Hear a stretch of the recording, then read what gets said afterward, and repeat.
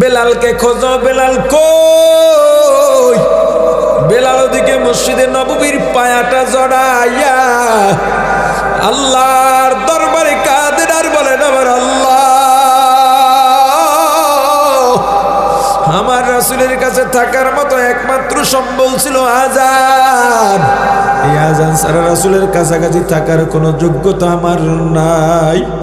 আল্লাহ চেহারা সুন্দর বানান নাই, সেটাও তো আপনি, আমার কি দোষ? আমার দেখতে সুন্দর না, তাও তো আপনি বানাইছেন, এখানেও বা আমার কি দোষ? আমার কণ্ঠ ভালো না, সেটাও তো আপনি দিছেন, এখানেও বা আমার কি দোষ? এমন কি অন্যায় করলাম? কেন আমাকে রাসূলের পাশ থেকে সরাইয়া দিছে? বেলালের কান্না আরো সে চলে গেছে।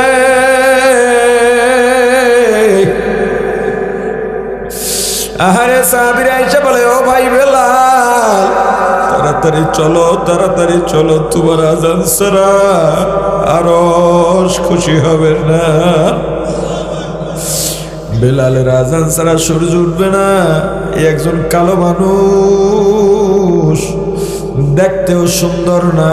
হে বেটে ভাই, আফসোস করিস না, আল্লাহ কালো বানাইছেন, আফসোস করিস না রে ভাই। গরিব বানাইছেন, আফসোসের কিছু নাই। বেলালের মতো রাসূলওয়ালা হয়ে যান, নবীওয়ালা হয়ে যান, আল্লাহই তোমার আমার জন্য যথেষ্ট। ওরে প্রাণের ভাই, অন্তরের মধ্যে এটা ঢুকাও, দুনিয়া লয় হয়ে যাও।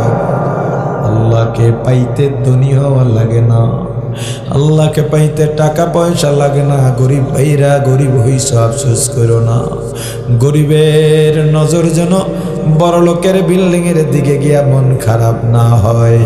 আমার রাসূল সব সময় বলেছেন, দোয়া করেছেন, আল্লাহ আমাকে গরিবদের সঙ্গে হাসর নাসর করাইয়ে। প্রাণের ভাই,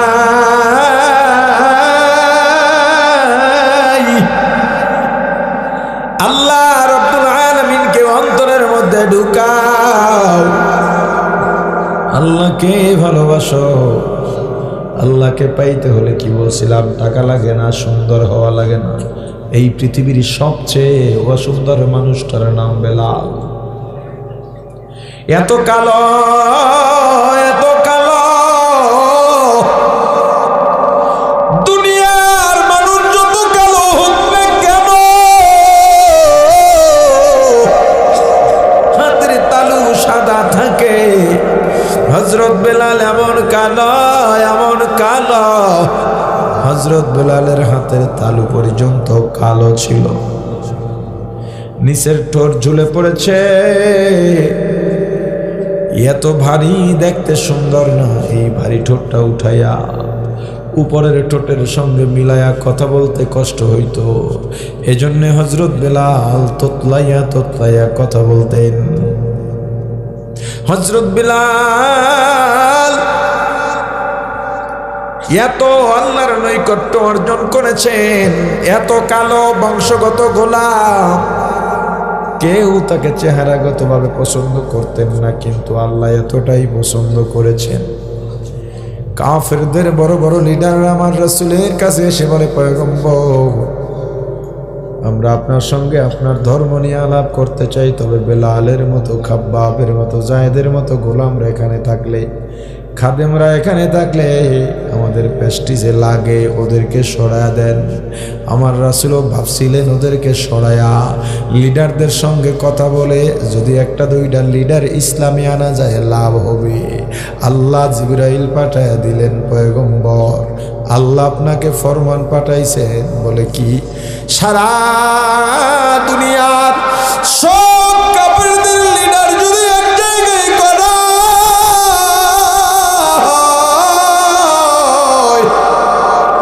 আমার বিলালের পায়ের ধুলার সমান হবে না।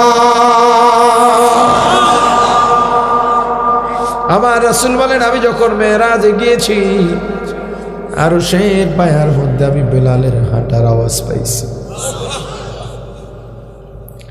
ইসলামে যখন চতুর্দিক থেকে বিভিন্ন শ্রেণী পেশার মানুষগুলি ইসলামে ঢুকতেছে, সম্ভ্রান্ত ফ্যামিলি, সম্ভ্রান্ত পরিবার, উঁচু মর্যাদা, বংশমর্যাদায় উঁচু আসনের মানুষগুলো, শিক্ষিত মানুষগুলো, ধনী মানুষগুলো যখন ইসলামে ঢুকতেছে, কিছু কিছু সাহাবী গিয়া নবীজির কাছে আবদার জানাইলেন, ইয়া রাসূলুল্লাহ, ইয়া হাবিবাল্লাহ, এখন তো অনেক শিক্ষিত মানুষ ঢুকতেছে,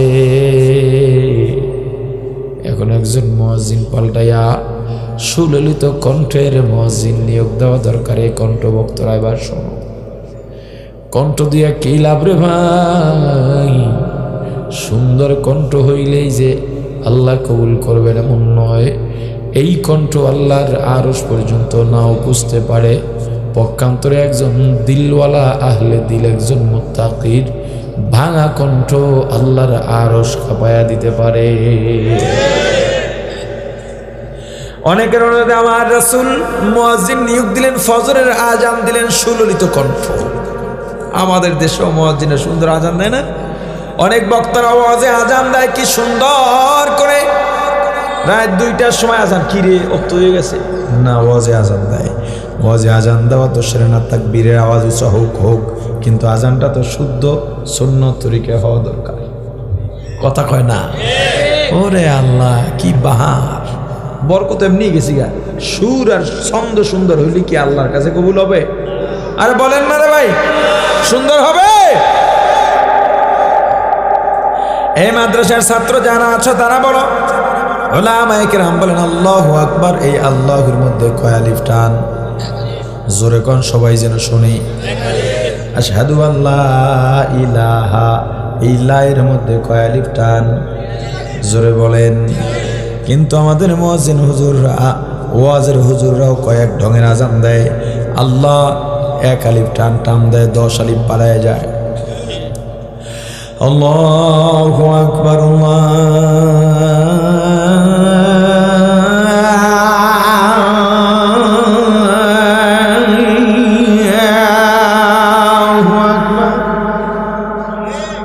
বেতকানি সেটকানি সব কি 10 আলিফার বিচারিস? আমি তো আগেই ছেড়ে দিস ডরের চোটে। আল্লাহর নাম ব্যঙ্গ করা কোনো সুযোগ আছে?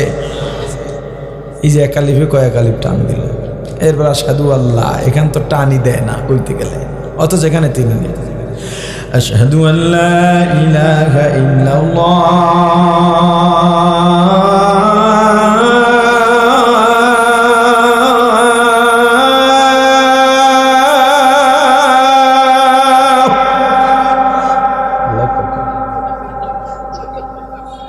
আল্লাহ আকবার কইতেছ। আশহাদু আল্লা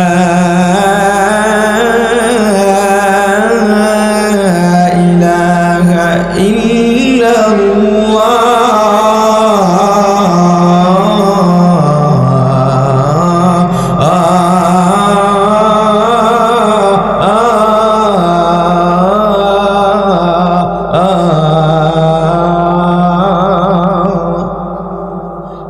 কি আল্লাহ কইলেন না? বুঝছে না? আসলে বিকৃত হয়ে যায় অনেক সময়, আল্লাহর নামটাই বিকৃত হয়। এজন্য সুন্নত তরিকা আজান দেবেন মুয়াজ্জিন সাহেব যারা আছেন। 17টা মসজিদ কইছিলেন না? 27টা। এই 27টা মসজিদে এই ফজর থেকে একযোগে সুন্নত তরিকা আজান হোক। কি বলেন? আমি সাইদ ভাই থেকে খবর নেব কিন্তু কালকে ইনশাআল্লাহ। বলবেন সুন্নত তরিকার আজানটা দিয়ে শোনাবো? কথা বলে না? আল্লাহু আকবার, আল্লাহু আকবার, আল্লাহু আকবার, আল্লাহু আকবার। আশহাদু আল্লা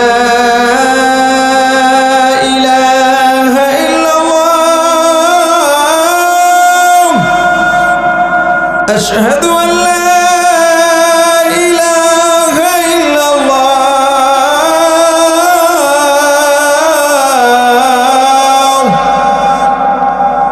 أشهد أن محمدا رسول الله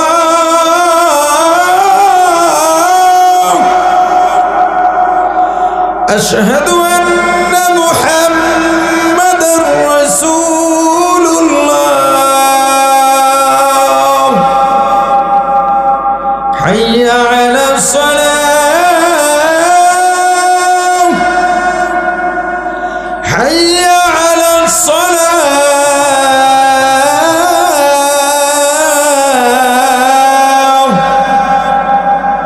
হাইয়া আলাল ফালাহ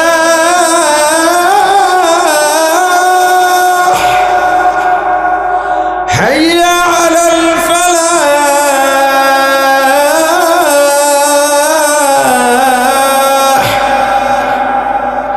আল্লাহু আকবার আল্লাহু আকবার লা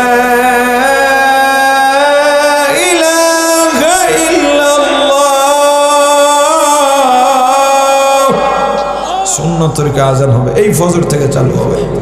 এই কোন এটা কি জানো, আমবাগের 27টা মসজিদে একযোগে এই ফজর থেকে ইনশাআল্লাহ সুন্নত তরিকা আজান শুরু হবে। এই ওয়াজের মাধ্যমে আর কিছু হোক বা না হোক, এলাকায় সুন্নত তরিকা আজান চালু।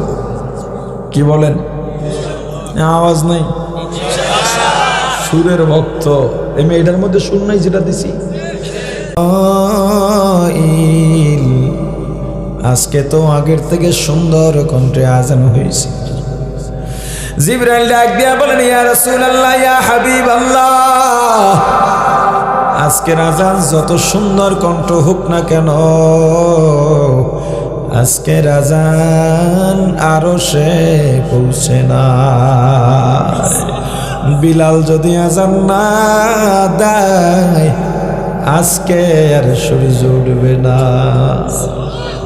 বেলালকে খোঁজো, বেলাল কই?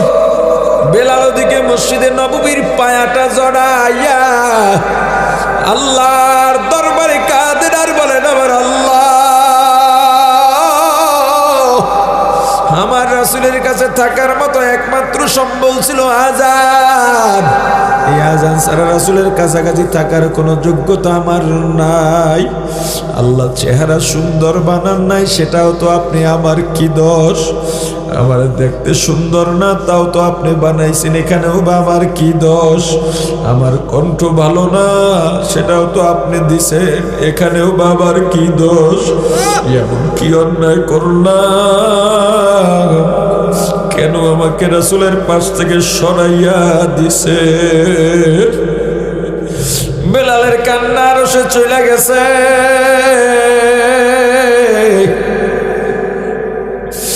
আহারে সাহাবীরা আইসা বলে, ও ভাই বেলাল, তাড়াতাড়ি চলো, তাড়াতাড়ি চলো, তোমার আজান ছাড়া আরশ খুশি হবে না।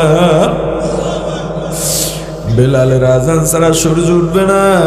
একজন কালো মানুষ, দেখতেও সুন্দর না। হে বেটে ভাই, আফসোস করিস না, আল্লাহ কালো বানাইছেন, আফসোস করিস না রে ভাই। গরিব বানাইছেন, আফসোসের কিছু নাই। বেলালের মতো রাসূলওয়ালা হয়ে যান, নবীওয়ালা হয়ে যা। আমার রাসূল ইন্তেকালের পরে হযরত বেলাল মদিনা ছেড়ে চলে গেছে, দামেস্কে চলে গেছেন। অনেকদিন পর আবার মদিনায় ফিরছে। রাসূলের বিয়োগ বেদনা সইতেই পারে না, সইতেই পারে না। রাসূলের আশিকরা তো সইতে পারার কথাও নয়। হযরত বেলাল মদিনায় ফেরার পর মদিনার লোকজন খবর পাইয়া সব ভিড় জমাইছে বেলালের আশপাশে, মানুষের ভিড়। আর সবারই একটা আবদার, ও বেলাল ভাই, একটু আজান দাও, আজান দাও, আজান দাও। বেলাল ডাক দিয়া বলে, ভাই রে, আমি আজান দিতে পারবো না, রাসূল নাই, আমার আজান কাকে শোনাবো? এর মধ্যে হাসান হোসেন রাদিয়াল্লাহু তাআলা আনহুমা এসে গেছেন। ও চাচা বেলাল, একটু মায়া লাগে না? আমার নানা নাই, আপনাকেও হারাইছি। নানাকে হারাইয়া মদিনাবাসী সবাই পাগল।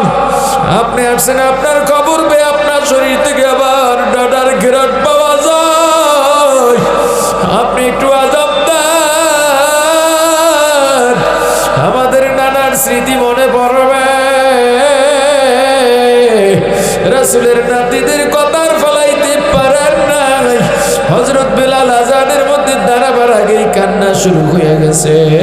আল্লাহু আকবার, আল্লাহু আকবার, চোখের থেকে পানি পড়া শুরু হয়ে গেছে। আবার আল্লাহু আকবার, আল্লাহু আকবার, কান্না বেড়ে গেছে। আশহাদু আল্লা ইলাহা ইল্লাল্লাহ। কান্না বেড়ে গেছে, তোর দুইটা তরতর করে কাঁপতেছে, আলফাজগুলো বলতে পারতেছেন না। এবার যখনই বললেন আশহাদু আন্না মুহাম্মাদুর রাসূলুল্লাহ, হযরত বেলাল আর নিজেরে ধরে রাখতে পারে না, একটা চিৎকার দিয়া মাটিতে পড়ে বেহুশ হয়ে গেছে। বেলালের মাথায় পানি দিয়া হুশ ফিরানো হলো। হযরত বেলাল হুশে ফেরার পর এবার ফুপাইয়া ফুপাইয়া মদিনার মসজিদে নববীর মেম্বরের দিকে তাকাইয়া এক দেন শুধু কাঁদেন আর কাঁদেন, শিশুর মতো কাঁদেন। সবাই জিজ্ঞেস করে, ভাই বেলাল এত কেন কাঁদো? রসুলের বিয়োগ তো, রসুলের ইন্তেকাল তো আমাদেরকেও কষ্ট দেয়। তোমাকে আজান দিতে বললাম, তুমিও তো পুরাপুরি আজান দিতে পারো নাই। তুমি ঠিক ছিল আল্লাহু আকবার, আল্লাহু আকবার বলার সময় ঠিক ছিল, আশহাদু আল্লা ইলাহা ইল্লাল্লাহ বলার সময় ঠিক ছিল, আশহাদু আন্না মুহাম্মাদুর রাসূলুল্লাহ বলার পরে কেন লুটাইয়া পড়লা? হযরত বেলাল জবাব দিয়া বলে, ভাইরে আমি বারবার বলছিলাম আজান দিতে পারবো না, আমার অন্তরে কি ব্যথা উঠাইয়া দিছ। একটু মদিনায় আসছিলাম, তোমরা আমাকে আর মদিনায় থাকতে দিলা না। আহারে আমি যখন আজানে দাঁড়ায় গেছি, আমি ভুলেই গিয়েছিলাম আমার রাসূল দুনিয়ায় নাই। আমি আগে যখন আজান দিতাম, যখন বলতাম আশহাদু আন্না মুহাম্মাদুর রাসূলুল্লাহ, আমি একটু আড়ে আড়ে তাকায় দেখতাম আমার রাসূল মসজিদের নববীর মেম্বরে বৈশা বৈশা আমার দিকে তাকায়া তাকায়া এই সময় মুস্কি মুস্কি আসছে। আজকেও বড় আশা নেই আশহাদু আন্না মুহাম্মাদুর রাসূলুল্লাহ বলার পর আজকে একটু আড়ে আড়ে তাকাইলাম। আজকে রাসূলের হাসিটা দেখতে চাইছি, কিন্তু তাকায় দেখি মেম্বর খালি, আবার রাসূল নাই। আমি আর নিজেকে ধরে রাখতে পারি নাই। ওরে গরিব ভাইয়ে পর্দালের মা বোনেরা, দুনিয়ায় কয়দিন থাকবো? ঈমানকে মজবুত বানাও। ধনী গরিব বিষয় না, ক্ষমতা থাকা না থাকা বিষয় না, টাকা পয়সা থাকা না থাকা বিষয় না, প্রভাব থাকা না থাকার কোনো বিষয় না, পদ পদবী থাকা না থাকার কোনো বিষয় না। আল্লাহর গোলাম হয়ে যাও, আল্লাহর গোলাম হয়ে যাও, আল্লাহর গোলাম হয়ে যাও। কিয়ামতের ময়দানে একজন ধনী আর একজন গরিব যদি জান্নাতি হয়ে যায়, তবু ওই গরিবটা ধনীর 500 বছর আগে জান্নাতে চলে যাবে। এর কারণ কি জানো? গরিবের দল বহু গরিব আছে, রিক্সা চালায়, মাথায় টুপি, মুখে দাড়ি, গায়ে জুব্বা, হাত দিয়া হ্যান্ডেল দ্বারা, পা দিয়া প্যাডেল মারতেছে, মুখে জিকির, জবানে জিকির। যখন মসজিদের আজান শুনে চাকায় তালা লাগায় নামাজে চলে যায়, আছে না নাই? এ রিক্সাওয়ালা ভাই, তুমি কেন পারবা না? এই কোনাবাড়ির হাজার হাজার দোকানদারের মধ্যে তুই একজন দোকানদার কি নাই? মসজিদে আজান করে দোকানের সামনে কাপড় টানা দেয়, লেখায় এখন নামাজের সময়, এটা লাগায় মসজিদে চলে যায়, আছে না নাই? এ দোকানদার ভাই, তুমি কেন পারবা না? মাঝে মাঝে গাড়ির গ্লাসের কাছে একটা পাগড়ি পরা ছাত্র দাঁড়ায়, গ্লাসটা নামায় দিলে মাথার পাগড়ি টুপি সরাইয়া মাথা গায়ে দেয়, বলে হুজুর একটু দোয়া করে দেন। আমি মাথায় হাত রাইখে বলি, ভাই রে, মাদ্রাসার ছাত্রদের অনেক ফজিলত। ওরে ভাই, আমি ছাত্রদের পেছনে মুক্তাদি হইয়া ছাত্রদের ইমাম বানাইয়া নামাজ আদায় করি। ছাত্রদের অনেক দাম, তোমাদের সাথে সবসময় রহমতের ফেরেশতারা থাকে। আমি তোমাকে কি ফু দেব, কি দোয়া করব, তুমি আমাকে একটু দোয়া করে দাও। ওই ছেলেটা তখন অবাক করে বলে, হুজুর আমি মাদ্রাসার ছাত্র না, আমি ভার্সিটিতে লেখাপড়া করি। ওরে কলেজ ভার্সিটির ছাত্র ভাই, তুমি কেন পারবা না? কত যুবক চরমনায় যে তবলিগে যাইয়া উজানি যাইয়া দিনদার হয়ে গেছে, তুমি কেন পারবা না? কত র‍্যাব সেনাবাহিনী পুলিশের সদস্য দেখলে মনে হয় মাওলানা মুফতি আছে না নাই। ওরে ভাই তুমি কেন পারবা না? এই গরিব অবস্থায় থেকেও যারা দিনের পথে চলে, দিনকে মানে, গরিব দিয়েই আল্লাহ জান্নাতটা ভরে ফলাইবেন। গরিব দিয়া এই ময়দানে তাকায় দেখো, যেই কয়টা মানুষের মুখে দাঁড়িয়ে আছে বেশি